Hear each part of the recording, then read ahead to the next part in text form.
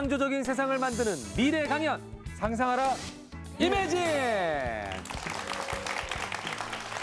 반갑습니다. 안녕하세요. 김현욱입니다. 안녕하세요. 웹툰 작가 이종범입니다. 네, 이종범 작가는 네. 웹툰 작가지만 네. 전공은 심리학이죠. 그렇죠. 예, 그렇다면은 상대방에게 호감을 줄 수 있는 말이나 행동 어떤 게 있을까요? 호감을 얻어내야 하는 상대가 있나요? 저는 호감을 먹고 사는 사람이잖아요. 네, 요즘 시청자들의 호감이 좀 떨어진 것 같아가지고. 제가 심리학을 네. 배우면서 네. 사실 가장 궁금했던 게 바로 그거이기도 한데 네. 심리학이 그걸 잘 안 알려주더라고요. 아, 그래요? 제가 개인적으로 느꼈던 것은 네. 그걸 고민하는 사람보다는 그냥 진심으로 대하는 사람이 조금 더 많은 사람의 호감을 받는 것 같아요. 그렇다면은 네. 여기서 중요한 질문입니다. 네. 그 사람이 진심을 다하고 있는지 거짓인지는 어떻게 알 수 있을까요? 구분할 수 있습니까? 저도 옛날에 그걸 되게 골몰하게 관찰했었는데요. 네. 나이가 들면서 생각해 보니까 네. 그걸 신경을 아예 쓰지 않고 나만 진심으로 대하면 결국은 진심으로 대하더라고요. 네, 나는 그렇게 진심으로 대했더니 사기를 당했어요. 자, 슬픈 소식으로 시작하겠습니다. 오늘 이미지. 자, 오늘은 말이죠. 보이지 않는 진실을 파헤치고 분석하는 분들을 저희가 만나보도록 하겠습니다. 굉장히 궁금하시죠? 자, 오늘의 주인공 두 분 박수로 환영해 주시기 바랍니다. 어서 오십시오. 안녕하세요.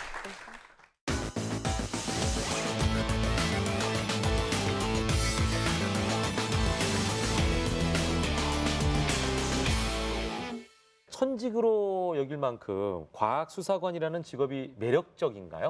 굉장히 매력적이에요. 어떤 면에서 매력적이에요? 그 매력적이라는 게 네. 사실은 저는 이제 과학한 사람이라 네, 네. 어떤 증거물이 들어왔을 때 전혀 뭔지 모르거든요. 그렇죠. 먼저 모르는 그러니까 이제 일단 노란색 그러니까 물질이죠. 노란색 물질이 있고 하얀색 물질일 네. 수도 있고 근데 이 하얀색 물질이 뭔지 네. 그걸 이제 찾아가는 과정이 이제 실험을 하면서 찾아가야 되거든요. 네. 그 찾아가는 과정이 아주 흥미진진하죠. 과학수사는 네. 이제 요즘 학생들도 마찬가지지만 CSI라고 하는 걸 통해서 CSI 때문에 많이 네. 알게 됐죠. 그게 네. 이제 우리나라에도 원조 때부터 그죠. 이제 국가수가 거의 원조죠. 그러니까. 그거에 대해서 아주 기본이 됐던 그런 기관이죠. 예, 예. 네. 또 그렇습니다. 곽대균 교수님께서 하시는 분야는 제가 개인적으로 정말 관심이 많은 분야예요. 네. 경찰청의 범죄심리 분석 자문위원으로 계셨었어요. 주로 어떤 사건을 담당하셨어요? 예, 제가 이제 활동했던 그 시기가 사실 1990년대 말 2000대 초 이때입니다. 그때는 우리나라에서 아주 이상 심리에 의한 범죄, 엽기적인 범죄가 발생을 사이코패스. 하는데 이걸 갖다 어떻게 설명을 해야 되는지가 사실 쉽지 않았던 그때 제가 사실 뭐 연쇄살인범이라든지 아니면 흉악 범죄자들을 직접 이제 만나서 그 사람들 심층 면접을 하고 그 결과를 이제 보고서로 만들어서 이제 경찰청에 제출하고 하는 그런 일들을 했었죠. 제가 어렸을 때 살인자와의 인터뷰라는 책을 굉장히 관심 있게 봤었는데 네. 그 책을 쓰신 분과 같은 일을 하시는 거잖아요. 개인적으로 굉장히 오늘 강연이 기대가 됩니다. 그러니까요. 저는 그 범죄 스릴러 굉장히 좋아하거든요, 개인적으로. 두 분의 강연이 저도 굉장히 기대가 되고 오늘 함께하고 있는 학생들이나 또 방청객분들도 굉장히 흥미로운 주제가 아닌가 이런 생각이 듭니다. 자, 오늘 두 분과 함께 나눌 주제부터 확인해 보겠습니다. 오늘의 주제 보여주시죠. 사건의 냉철한 분석. 두 분이 하시는 일이 정말 이 냉철한 판단력을 요하는 일이라는 생각이 드는데요. 정 원장님, 과학 수사가 현장에서 하는 역할 뭐라고 생각하세요? 일단은 범인을 누군가 찾아가는 과정이죠. 네. 그래서 이제 보통 우리가 그 TV 같은 데서 봤을 때 사건이 발생했을 때 그 현장에 가서 증거물을 채취하는 분들이 계시고요. 네. 증거물을 채취해갖고 이제 국가수에 보내죠. 네. 증거물을 얼마큼 잘 보관하느냐에 따라서 사건에 해결되고 아니고 그래서 초동 수사가 중요하다는 게 바로 그게 되겠습니다. 알겠습니다. 네. 자, 바로 정 원장님의 강연 이어가겠습니다. 진실을 밝히는 과학의 힘, 정의선 원장님의 강연입니다. 박수 부탁드립니다.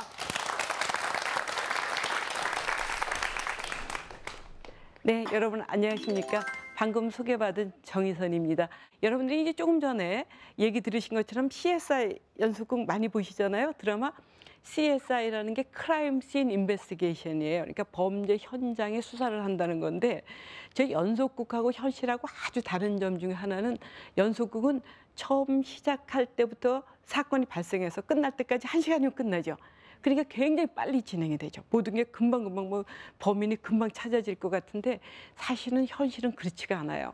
우리가 요즘에 시간이 좀 덜 걸린다고 생각하는 유전자 검사 같은 것도 혈액에서 했을 때도 몇 시간이 걸리거든요.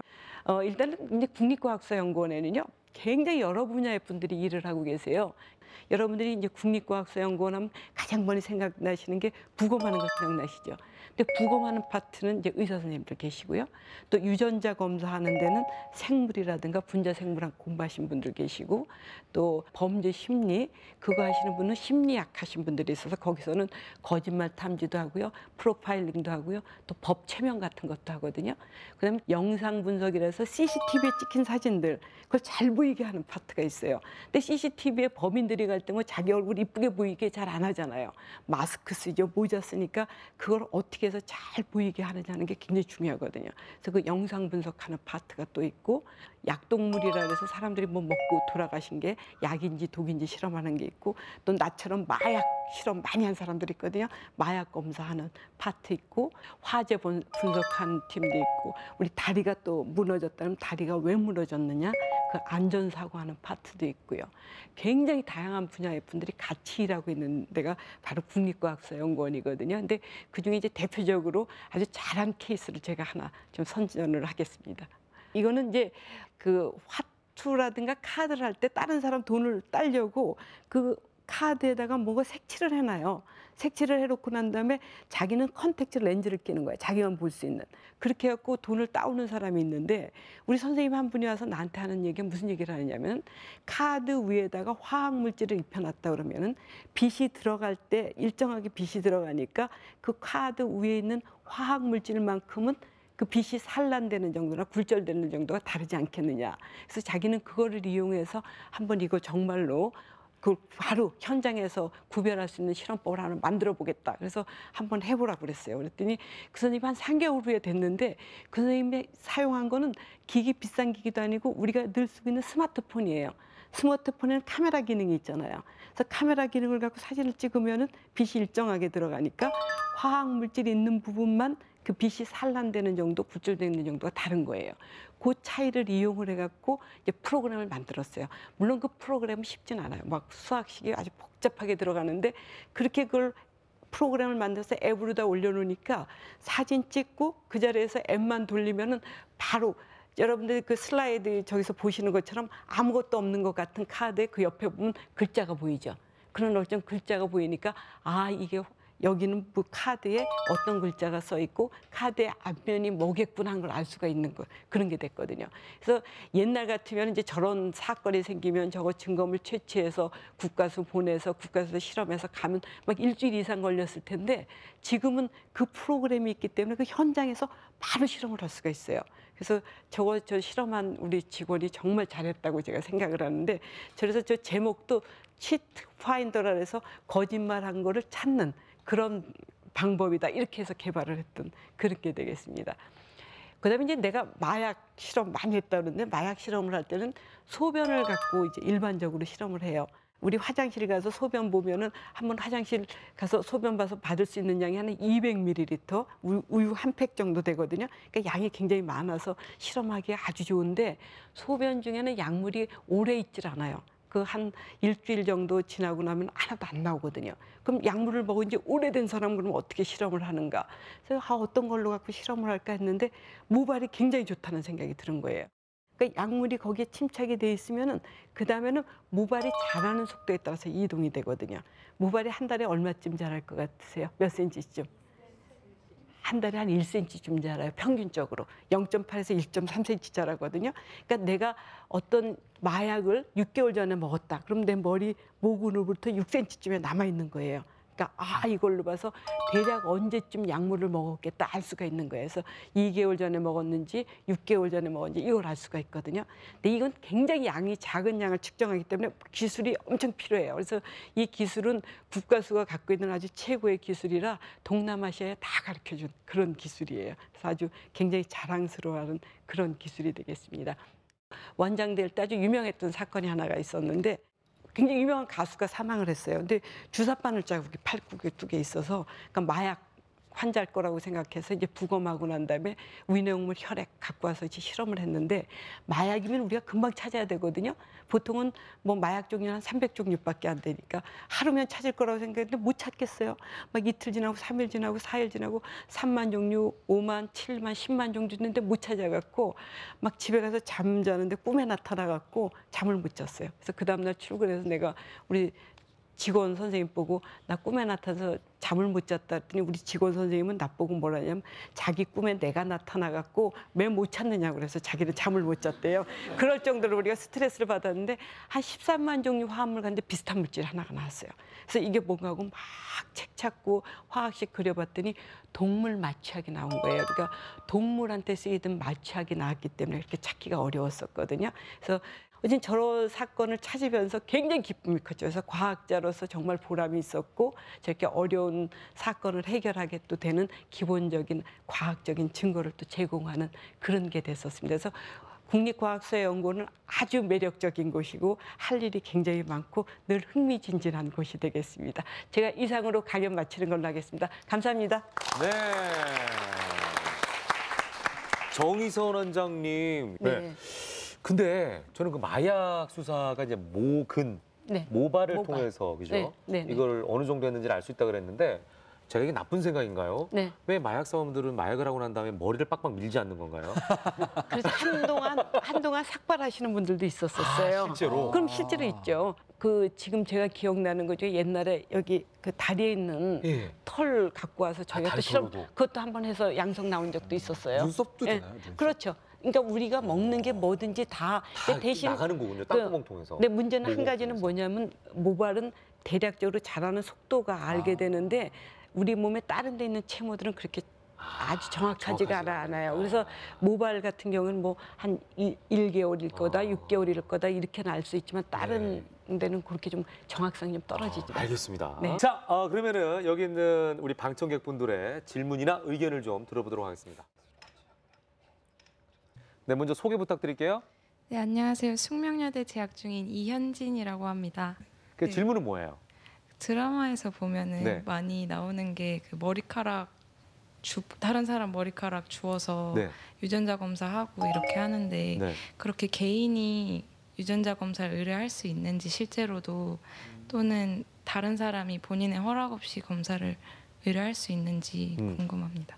그러니까 남의 거 할 수 네. 있냐 그건 못해요. 그러니까 왜냐하면 그 동의가 있어야 되죠. 상대편을 모르는 사람이 그냥 동의 없이 가서 할 수는 없죠. 그리고 또 한 가지 아주 중요한 거는 아까 의뢰할 수 있느냐고 물었었잖아요. 네, 근데 첫 번째가 그게 뭐냐면 국립과학수사연구원에는 형사사건만 하기 때문에 네. 그렇게 민사사건으로다가 의뢰는 하지 않고요. 국가수에는 의뢰를 못하고. 그렇죠. 이거는 국가수에 의뢰가 되는 것들은 형사사건이고 그 어떤 범죄하고 관련됐다든가 그런 경우에 의뢰가 되는 거죠. 알겠습니다. 네. 박대긴 교수님, 예, 네. 오늘 어떤 내용이 준비되어 있습니까? 예, 먼저 지금 많이 이야기하는 것 중에 네. 프로파일링이라는 게 있습니다. 예. 그래서 이제 이런 것들에 대해서 과연 어떤 환상도 있고 현실로 어떻게 어느 정도까지 가능한지 뭐 이런 것들에 대해서 좀 네. 설명을 드리도록 하겠습니다. 정말 흥미진진한 분야가 아닐 수 없습니다. 자, 곽대경 교수님의 강연 박수로 청해 듣겠습니다. 안녕하세요. 저는 동국대학교 경찰행정학과의 곽대경 교수입니다. 프로파일링이라는 게 언론에서 굉장히 많이 보도가 됩니다. 그래서 이제 상당히 뭐 엽기적이고 뭐 흉악한 그런 범죄가 벌어지면 프로파일러들이 그 사람의 심리를 분석했다 이런 보도들을 보게 되는데요. 프로파일링이라고 한다면 간단히 말해서 범죄자의 유형을 분석하는 겁니다. 가장 중요한 것은 과학수사입니다. 물적 증거라든지 아니면 목격자들의 진술이 있다면 우리가 굳이 뭐 프로파일링까지 할 필요가 없겠죠. 그런데 이런 증거들이 제대로 충분하지 못하고 과연 범인이 누구지 모르고 하는 이런 경우에 과연 누가 이런 범죄를 저질렀을까 이런 범죄자의 유형을 분석을 하고 그래서 범죄의 어떤 성격 이런 걸 파악을 함으로써 범죄의 수사 방향을 잡아주는 이런 것들이 프로파일링입니다. 사실 이런 프로파일링을 하다 보면 저희들은 이런 범죄를 저지른 사람은 어떤 성격의 사람이고 어떤 특성을 가지고 있는지 이런 식으로 범위를 압축해주는 그런 역할을 하게 됩니다. 크게 이제 유형을 나누면 행동 과학적인 프로파일링, 그리고 범죄 심리적인 프로파일링, 그리고 이제 지리학적 프로파일링, 뭐 이런 걸로 좀 나눠볼 수 있습니다. 우선 사람이 행동을 한다면 그 행동에 숨겨져 있는 심리가 있겠죠. 그래서 어떻게 보면 겉과 속인데 어떤 생각을 가지고 그런 행동을 하게 됐는지, 그런 어떤 행동들을 분석을 함으로써 이 범죄자가 어떤 사람일 거다, 이런 걸 추정해내는 그런 분야가 이제 행동과학적인 프로파일링입니다. 그리고 범죄 심리학적 프로파일링, 여기에서는 과연 이번에 발생한 사건이 왜 발생했을까, 어떤 생각에서 무슨 욕심을 가지고 저런 행동을 했나 하는 그 사람의 어떤 범죄가 발생하게 된 이유, 뭐 이런 것들을 파악하는 것과 함께 보다 근본적으로 그 사람이 이렇게 범죄자로 변하기까지 어떤 마음의 변화가 있고 어떤 심리를 가지고 있는지, 뭐 이런 것들을 분석을 함으로써 범죄자가 어떤 사람일 거다, 뭐 이런 것들을 좀 파악해내는 그런 방법이 있습니다. 그리고 지리학적 프로파일링을 보면요, 범죄자가 자기가 살고 있는 집, 그리고 자기가 뭐 직장을 다닌다든지 아니면 잘 놀러 다니는 곳, 이런 식으로 자기가 굉장히 심리적으로 안정감을 느낄 수 있는, 다시 말해서 지리적인 연고감을 느끼는 그런 곳에서 주로 범죄를 많이 저지르게 됩니다. 그래서 범죄가 많이 발생하는 그런 곳에 대해서 분석을 함으로써 지금 범죄가 발생하는 장소가 이 근방이면 이 사람이 살고 있는 거주지는 어느 곳이겠다, 또는 이 사람이 다니는 직장은 어느 곳이겠다, 이런 것들을 분석을 해내고 한 걸음 더 나아가서 앞으로 만약에 범죄가 발생한다면 어떤 지역에서 발생할 거다, 뭐 이런 것들을 예측을 함으로써 범인을 잡는 데 도움을 주는 그런 것들이 이제 지리학적 프로파일링입니다. 지금 지리학적 프로파일링에 대한 화면이 나가고 있는데요.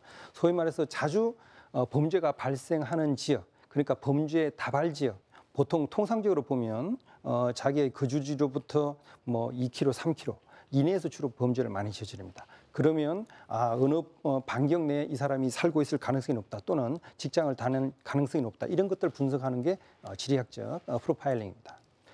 이런 프로파일링이 우리나라에 이제 본격적으로 좀 소개되고 알려지고 한 뭐 그런 뭐 대표적인 사건들이 보면 연쇄살인범 유영철 사건입니다. 왜 그러냐면 맨 처음에 사건이 발생했을 때는 강남의 신사동에서 노인 부부를 대상으로 범죄가 발생합니다. 그러고 나서는 다시 강을 넘어가서 강북의 구기동에서 발생하고, 또 그 다음에는 강남으로 내려와서 삼성동에서 발생하고, 또 그 다음에는 강북으로 가서 해화동에서 주로 노인 상대의 살인 사건이 나타납니다. 처음에는 이 네 가지 사건들이 각각 다른 사건으로 생각을 하게 됩니다. 그러고 나서 한동안 잠잠하다가 그 다음엔 노인이 아니라 여성들을 상대로 계속해서 범죄가 발생해요. 그런데 처음에는 각각의 개별적 사건으로 생각했던 이런 것들을 다 분석하고 현장에 남아있는 증거들, 그 사람의 성격을 파악할 수 있는 여러 가지 증거들을 종합하면서 이런 것들이 한 사람에 의한 그런 어떤 연속 살인 범죄다라는 이런 것들을 판단하는데 프로파일러들이 상당한 역할을 해주게 됩니다. 미국에서 또 연쇄 살인범으로 유명한 사람이 테드 번디라는 사람입니다. 자기도 정확하게 숫자를 알지 못하는 적어도 30명 이상의 수십 명의 여성들을 연쇄 살인했습니다. 그런데 이 재판에 대해서 변론을 자기 스스로 하게 됩니다. 그 당시에 미국 TV에서 뭐 인상도 괜찮은 사람이 자기를 아주 적극적으로 변호하고 말을 잘하고 하는 그 모습을 보고 소위 말하는 광팬들이 생깁니다. 오빠 부대가 생겨가지고 오히려 이 사람을 변호하는 그런 어떤 사람들이 나타날, 여성들이 특히 많이 그랬죠. 그런데 이 프로파일러들이 이 사람이 법정에서 하고 있는 진술들이 어디가 거짓인지, 그 말의 어디가 논리적으로 모순인지 이런 것들을 밝혀줌으로써 굉장히 수사와 또 재판에 도움을 주는 그런 역할들을 프로파일러들이 이제 하게 되었습니다. 이렇게 간단하게나마 프로파일링이 대충 어떤 건지에 대해서 이제 소개를 드렸습니다. 지금까지 제 강연을 들어주셔서 고맙고 이상으로 마치도록 하겠습니다. 네. 지금 얘기를 들으면서 근데 진짜 대단하네요. 이게 그러면은 저는 이제 들으면서 궁금한 게요. 기존에 있는 어떤 정보들이 쌓여있기 때문에 대충 이런 사건이 벌어지면은 이런 유형일 것이다라고 유추할 수 있는 건지 아니면은 사람에 따라서 행동 유형이 다를 텐데 사람에 따라서 그 사람만의 어떤 케이스를 따로 연구해가지고 결론을 도출하시는 건지. 네, 그래서 이제 사실 뭐 그 두 가지 방법이 이제 다 사용이 다 되고 사용됩니까? 있는데요. 네. 다양한 범죄자들의 어떤 공통적인 어떤 특성들이 뭔지 그런 거를 이제 통계 분석을 해가지고 아까 뭐 지리적 프로파일링 하는 그런 것처럼 네, 네. 살고 있는 그 지역이나 어떤 일하고 있는 곳 이런 것들을 어느 정도 예측하고 앞으로 발생할 다음 사건이 발생할 시간이라든지 장소 뭐 이런 것도 어느 정도 예측할 수 예측하고 있는. 하는 이런 것들은 이제 또 이제 네. 통계 분석을 통해서 가능하게 되는 거죠. 프로파일링은 이제 다 완성이 됐는데 수사 과정에서 물적인 증거가 안 나왔어요. 네. 만약에 그렇다면 그 프로파일링했던 내용 자체도 증거가 될 수 있나요? 유감스럽게도 법정에서 프로파일링만 가지고 있다고 하면 그게 결정적인 증거로 그래요? 받아들이고 그러지는 않습니다. 그렇군요. 가장 중요한 것이 과학수사의 기본은 물적 증거와 현장에 있었던 목격자들의 진술 뭐 이런 것들이 이제 가장 중요합니다. 실제로 이런 프로파일링을 한 것이 사건의 성격을 파악을 하고 네네. 그리고 이제 범죄자가 어떤 유형의 사람일 거다 이런 식으로 이제 범위를 압축해 줌으로써 그만큼 경찰의 수사력의 낭비를 막아주고 효율적으로 수사를 해가지고 범죄를 빨리 해결할 수 있게 도움을 주게 됩니다. 그 물적 증거로 네. 가는 길을 알려주는 그러네요. 셈이 되겠네요. 네. 자, 우리 곽대경 교수님의 강연을 듣고 궁금한 점이 있는 분들, 기다리고 있었구나. 근데 말이 끝나기 전에 손을 들었어요. 예, 여기 나와주시죠. 반가워라. 자, 본인 소개 좀 부탁드릴게요. 네, 안녕하세요. 저는 희경여자고등학교 1학년 송민지라고 하는데요. 네, 민지 양. 그 범죄자의 특성이나 유형 이런 행동을 파악해갖고 분석을 하는 게 프로파일링이잖아요.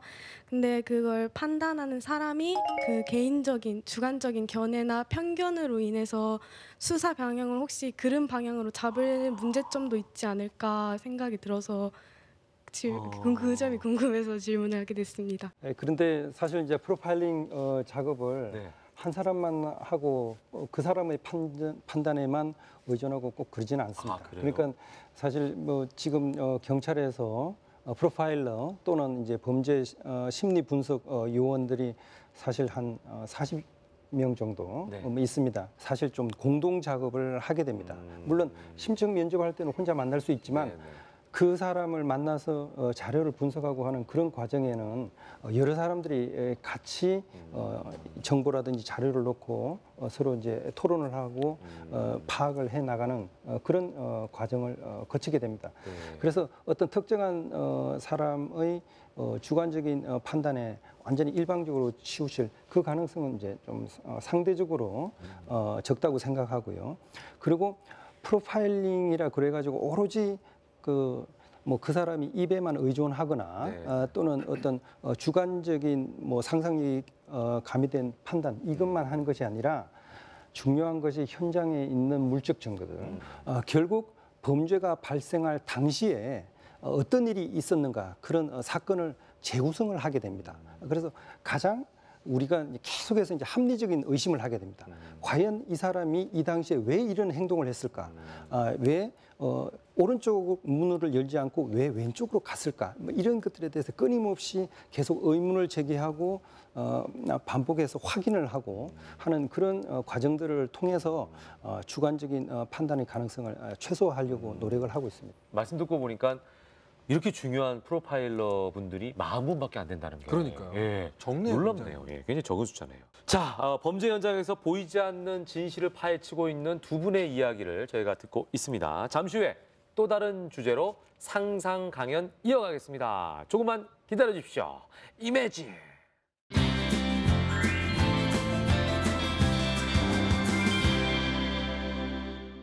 창조적인 세상을 만들어가는 미래 강연 임혜진. 계속해서 두 번째 주제 살펴보겠습니다. 보여주시죠. 범죄자는 반드시 밝혀진다. 중요한 주제네요. 예. 자, 두 분은 혹시 즐겨보는 범죄 수사 드라마가 있습니까? 이것도 굉장히 궁금한데요. 저 같은 경우는 이제 CSI 네. 워낙 꼭 보세요? 많은 분들이 보시기 때문에 예. 가끔 좀 봐야지 대화가 될 때가 있어요. 근데 저같이 전문적인 사람이 보면은 그 연속극의 흐름을 보질 않고 예. 그 순간순간에 뭔가 좀 잘못된 거가 자꾸 보이게 된다든가 이러니까 재미가 좀 직업병이에요. 없어요. 직업적이에요. 저도 그게. 오락 프로 보면요. 쟤는 저렇게 해서 저기서 애드립 치는구나. 저 다음에는 저런 애들이 이것저것 계속 그렇죠. 하거든요. 재미가 없어요, 예. 저도. 예, 그 드라마나 영화에서는 아주 가끔씩이라도 뭐 완전 범죄라는 게 나오잖아요. 그렇죠. 그래서 결국은 범인을 잡지 못하고 끝나는 영화도 있다고 알고 있는데 지금 현실에서는 어떨까요? 그 완전 범죄가 가능할까요? 뭐 전혀 불가능한 건 아니지만 점점 더 어려워지고 있습니다. 예, 뭐 아시겠지만 뭐 개구리 소년 사건 그렇죠. 같은 거 네네. 그리고 얼마 전에 이제 아주 소년을 황산으로 네네네. 뭐 테러한 그런 사건들은 결국 이제 범인이 잡히지 않았습니다. 그런데 예전에 70년, 80년 뭐 이런 때 비해서 지금 현재는 굉장히 과학 수사의 수준이 향상이 되었고요. 네. 그리고 뭐 지금 뭐 CCTV라든지 또는 휴대폰 수사 뭐 이런 것들을 통해서 거의 웬만한 사람들의 행동들이 많이 노출이 되고 있습니다. 그래서 예전에 비해서는 그 완전 범죄의 가능성이 점점 줄어들고 있다. 굉장히 적어지고 있다. 이렇게 보고 있습니다. 범죄를 저지를 당시의 범인의 심리는 또 어떤지 이게 이제 궁금한데 저희가 계속해서 곽대경 교수님의 강연을 통해서 한번 알아보도록 하겠습니다. 박수 부탁드리겠습니다. 범죄자의 심리를 말한다라는 그런 어떤 주제로 설명을 해보도록 하겠습니다. 범죄 심리학을 경찰의 수사에 어떻게 이제 활용할 수 있는가? 주로 이제 세 가지가 이제 가능하다 이렇게 생각을 하고 있습니다. 첫 번째는 만약에 이제 범인이 잡혔다면 그 범죄자에 대해서 심층 면접을 하게 됩니다. 그래서 이번에 발생한 범죄의 원인뿐만 아니라 그 사람의 근본적인 범행 동기 이런 걸 이제 파악을 하게 됩니다. 그래서 이제 저희들이 이제 근본적인 범행 동기로 이제 주로 이제 관심을 두고 있는 것이 어린 시절의 그 성장 과정, 그래서 이제 가정 환경이라든지 부모님과의 관계 뭐 이런 것들을 이제 파악을 하게 됩니다. 제가 만나봤던 그런 연쇄 살인범 중에 뭐 한 사건 같은 경우는 자기가 이렇게 범죄자가 되고 한 이유 뭐 이런 것들에 대해서 굳이 이야기를 하지 않고 그냥 뭐 세상에 대한 불만이 있는 걸로 이렇게 이야기를 했습니다. 그런데 한 2시간 정도 심층 면접을 해 나가고 그리고 자기의 어린 시절 이야기하고 그리고 자기의 행동에 대해서 순간순간 후회하는 뭐 이런 모습들을 보이다가 어느 순간에 결국 자기 어머니에 대해서 굉장히 원망하는 그런 이야기를 하게 됩니다. 그래서 이제 보니까 자기 어머니가 3살 때 자기를 이제 고아원으로 버렸다가 다시 또 이제 3년 후에 자기를 찾으러 왔는데 유감스럽게 이제 다시 이미 어머님은 재혼을 한 상태입니다. 그래서 재혼을 한 그런 가정에 가가지고 아이를 키우다 보면 굉장히 자기 남편도 그렇고 시어머님으로부터 이제 아이가 구박을 받고 그리고 그 남편의 원래 있던 아이와 싸움을 하게 되면 항상 어른들이 그 아이만을 편을 들고 뭐 이런 걸 보면서 너무 견디지 못해가지고 어머니가 다시 고아원에 데려다 줍니다. 그래서 자기는 어머니에게 2번이나 버림을 받았다라는 그게 마음에 상당히 큰 상처가 돼가지고 결국 뭐 이런 범죄자가 됐다 이런 이야기를 하더라고요. 그래서 그런 또 다른 이번 사건과 직접 관련된 건 아니지만 이 사람이 변하게 된 이런 이유가 뭔가 이런 것들을 파악을 하게 되고요. 아까 말씀드렸던 범죄자의 유형을 분석하는 프로파일링하는 그런 방법도 범죄 심리를 연구한 그 결과들을 가지고 이제 해나갈 수 있는 겁니다. 그리고 이제 세 번째는 용의자를 신문하는 그런 과정에서 수사를 담당하고 있는 형사분들에게 중요한 정보를 제공해 줄 수 있습니다.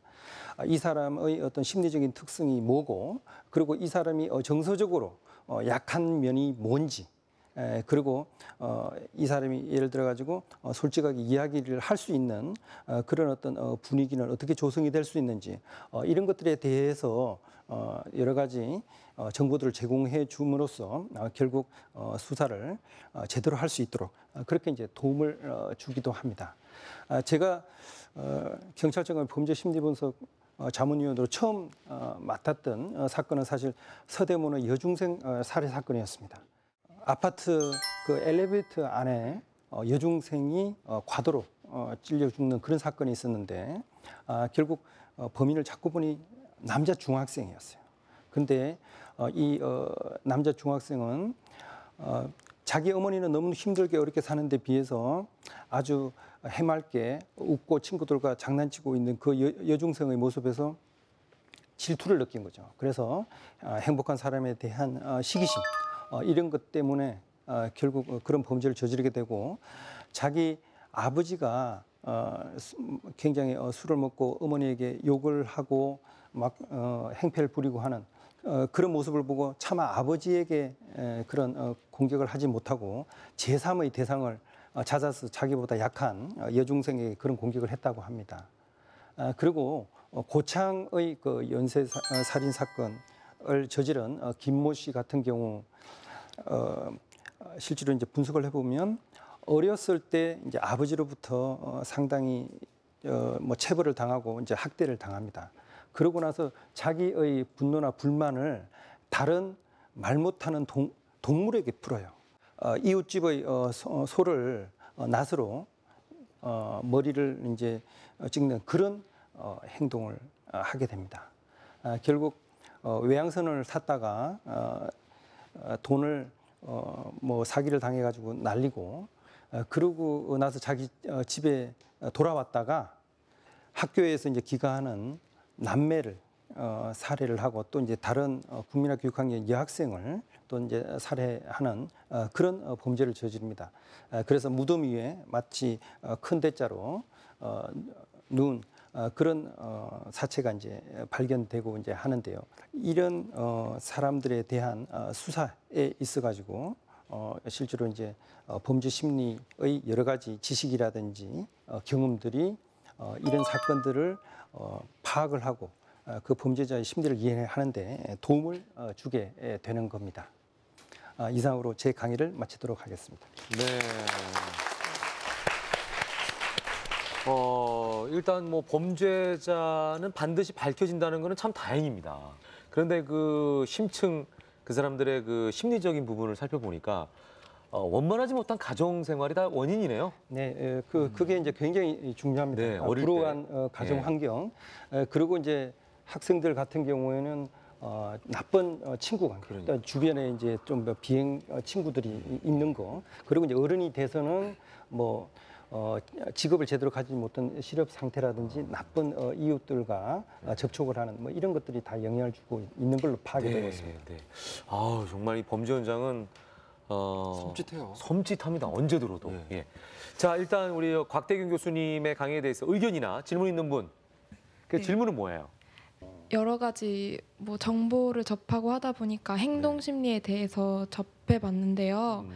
그 범죄자를 만나면 이제 대화를 하면서 소리만 듣는 게 아니라 보면서 행동도 보잖아요. 그러면 그 사람이 하는 행동이 법적으로 분석을 해서 법적으로 효력이 있나 궁금해서 질문드립니다. 사실 이제 뭐 그런 것들은 범죄에 대해서 이제 수사하는 그런 과정에서 분명히 참고는 할 수 있어요. 그런데 그것 자체가 직접적인 증거가 되는 것은 아닙니다. 그래서 이제 그 범죄 이제 수사학 분야 중에 보면 그 미세 행동 분석 분야 또는 이제 미세 표정 분석 뭐 이런 것들이 있어요. 그래서 사람들이 이제 면접을 하는 가운데 미세하게 입꼬리가 움직인다든지 아니면 눈 주변이 근육이 움직이고 경련이 있다든지. 하는 뭐 이런 거라든지 긴장되고 할 때 뭐 다리를 뜨는 사람도 있고요. 그리고 거짓말을 할 때 보면 통상적으로 왼쪽 위를 갖다 보면서 거짓말하고 하는 이런 어떤 행동들이 있거든요. 그런 것들을 통해서 이 사람이 지금 거짓말을 하고 있을 가능성이 높구나. 이런 것들을 이제 판단하는 데 도움을 받을 수는 있지만 그것 자체가 법원에서 직접적인 증거로 받아들여지지는 않아요. 자, 이번에는 그러면은 계속해서 우리 정희선 원장님의 강연을 또 들어보도록 하겠습니다. DNA는 사건의 진실에 대해서 어느 정도 반영이 되는지 여기 부분에 대해서 제가 좀- DNA는 네. 그 심리 그런 쪽하고는 굉장히 다르게 그래요? 되어 있습니다. 그러니까 네. 지금 그 기술의 발전인데요. 2000년대 초반만 하더라도 네. 우리나라에서 그 유전자 분석해서 유전자가 나하고 매치됐을 때 그 확률 같은 게 뭐 100만 분의 1. 그러면 우리나라 인구가 4,800만 중에 48명이 같은 거 되는 거잖아요. 그렇죠. 그러니까 그 범인이라고 얘기할 수가 없죠. 예. 근데 지금의 기술은 범죄 현장에 있는 혈흔에서 나온 유전자하고 나하고 일치가 된다는 그 확률이 60억 분의 1이에요. 그러니까 전 세계 인구 중에 한 한 명이죠. 그러니까 이게 정확하게 그 사람이 그래서 지금처럼 모든 과학 수사 기술 중에 이렇게 특정해서 그 사람한테 굉장히 맞게까지 갈 수 있는 기술이 네. 거의 없다는 거거든요. 자, 그렇다면은 100% 범인 검거율을 자랑할 수 있는 그 근거 DNA에 대해서 한번 살펴보도록 하겠습니다. 자, 정희선 원장님의 강연 박수로 다시 한번 청해 보겠습니다.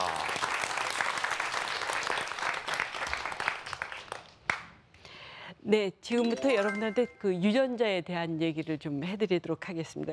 2006년도에 있었던 아주 커다란 사건이었는데 저 두 분이 부부입니다. 프랑스인 부부고 아들 둘을 데리고 방배동의 설해마을에서 살고 있었는데 그 프랑스로 다 휴가를 갔어요. 휴가를 갔는데 이 남편분이 잠깐 우리나라 일이 있어서 왔는데 그 집에 우연하게도 그날 냉동된 고등어가 배달이 와요. 그러니까 냉동된 고등어가 배달이 오니까 아 이걸 어떻게 해야 될까 하다가 아 그럼 냉동고에 넣자. 그래서 냉동고를 열어봤더니 무슨 까만색 비닐이 있어요. 그래서 이 까만색 비닐이 뭔가 하고 열어봤더니 거기서 아기가 나왔어요.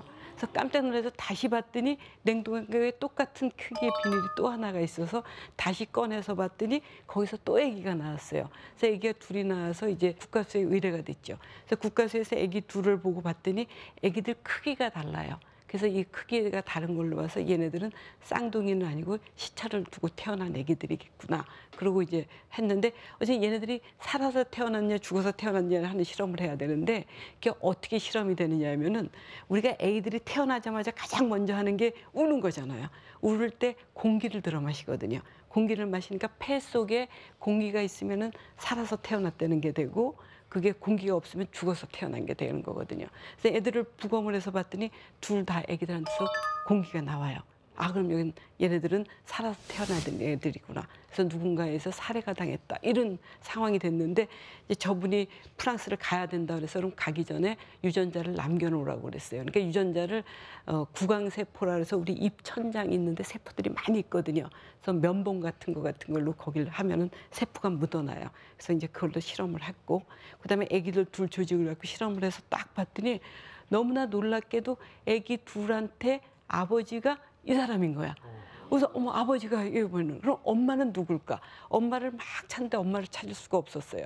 그래서 이제 그 집에 아기들이 있었으니까 아들들이 있었던 칫솔도 갖고 와 보고 머리카락이 묻어 있을 빗도 갖고 오고 해서 실험을 쭉 해서 봤더니 거기 나온 그 애하고 애기 둘하고 이렇게 비교를 했더니 똑같이 엄마 아빠가 똑같은 사람인 거예요. 근데 이제 프랑스에서는 본인 나라의 사람들이 다른 나라에 가서 살인 사건이 관련됐으니까 수사를 안 할 수가 없잖아요. 그래서 이제 프랑스에 다시 수사를 해서 우리가 아기들 조직 프랑스에 보내고 그래서 실험을 딱 했더니 우리랑 결과가 똑같이 나왔어요. 거기서 그때야 저 여자분이 자백을 했어요. 자기가 아기들을 그래서 2명을 죽였고 그 전에도 1명 죽인 적이 있다.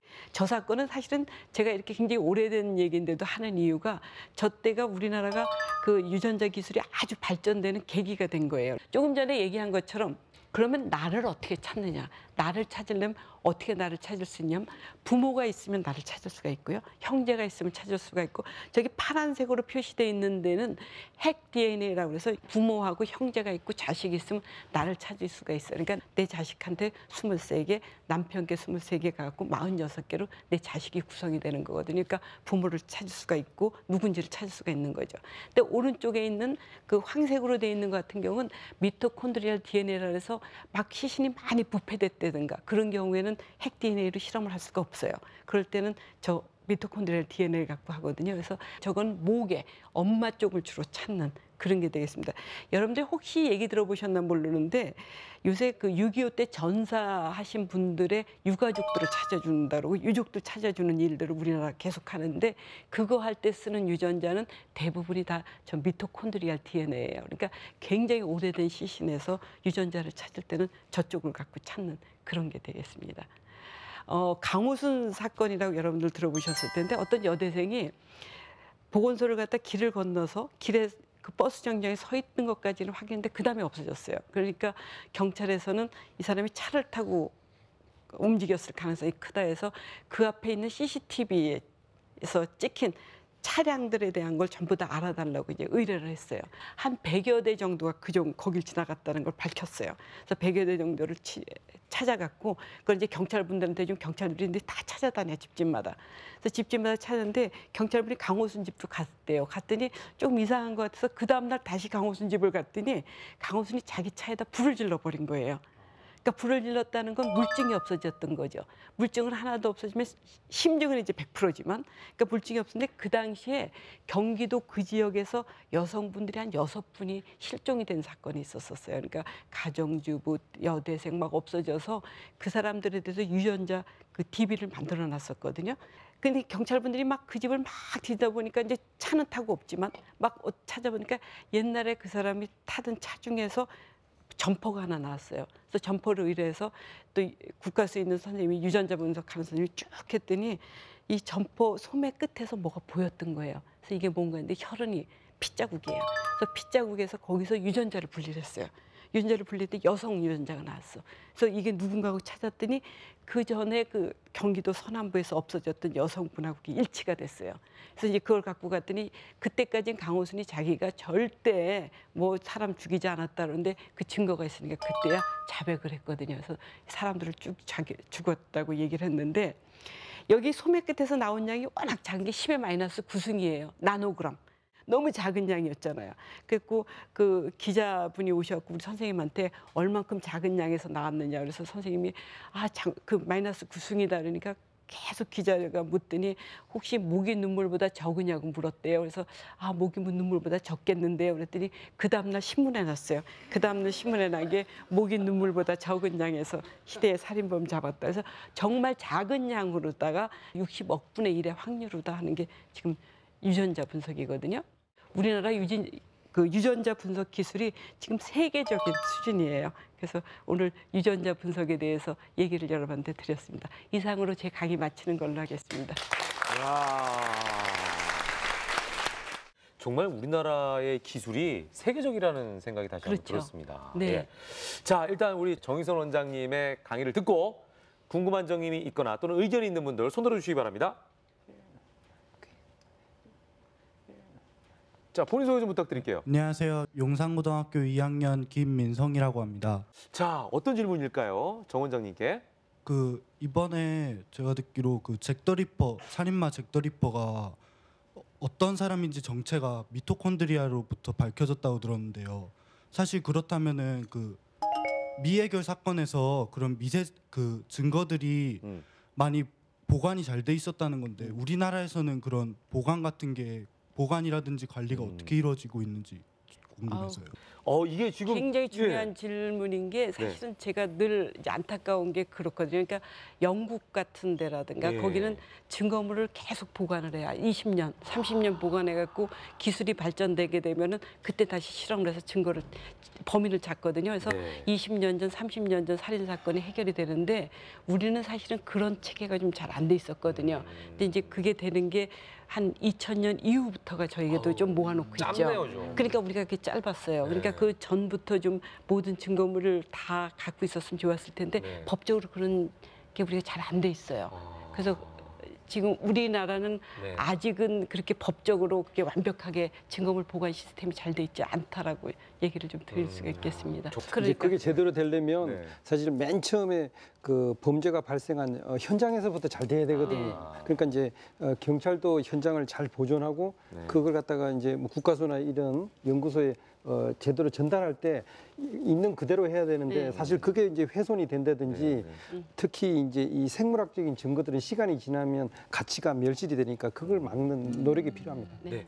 지금 뭐 두 분께서 좋은 말씀해 주셨는데 더불어서 이제 오늘 이 강연을 마무리 짓는 차원에서 이 과학 수사에 대해서 앞으로 또 어떤 인식이 좀 더 확산돼야 되고 또 인재들을 양성하기 위해서는 어떤 노력들이 필요한지 말씀해 주신다면. 네, 저는 일단 굉장히 중요한 게 이런 프로그램으로 해서 그 과학 수사가 정말 학생들한테 네. 어떤 영향을 미칠 수 있을까. 사실은 제가 국가수 들어간 게 제가 대학교 때 국가수 소장님 강연 듣고 제가 국가수 들어갔거든요. 그렇기 때문에 이렇게 얘기를 했을 때 이렇게 강연 같은 걸 많이 해서 좀 사람들한테 관심을 갖게 하는 게 참 좋겠다는 네. 생각이 들고, 일단 저는 대학에서 우리가 아직 과학수사 과가 없어요.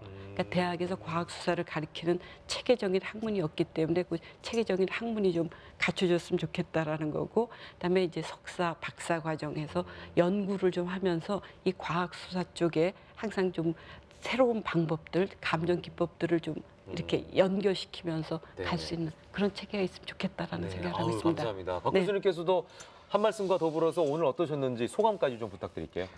정말 뭐 그 많은 그 학생들이 네. 굉장히 뭐 과학 수사 그리고 법의학 뭐 이런 데 이제 관심을 가지는 게 굉장히 네. 중요하고요. 네. 분명히 뭐 생물 화학 같은 기초적인 그런 어떤 과학 분야의 발전도 이제 중요하지만 또 이제 이렇게 그런 것들을 응용한 그런 어떤 과학 수사 분야에 많은 학생들이 관심을 가지고 이제 실제로 공부를 하고 하는 이런 게 이제 굉장히 필요합니다. 그런데 이제 그런 것들을 사실 이제 국가 차원에서 좀 지원을 해주고 하는 게 상당히 이제 필요합니다. 자, 오늘 좋은 말씀해 주신 두 분 감사합니다. 박수 부탁드리겠습니다. 네, 감사합니다. 네, 고맙습니다.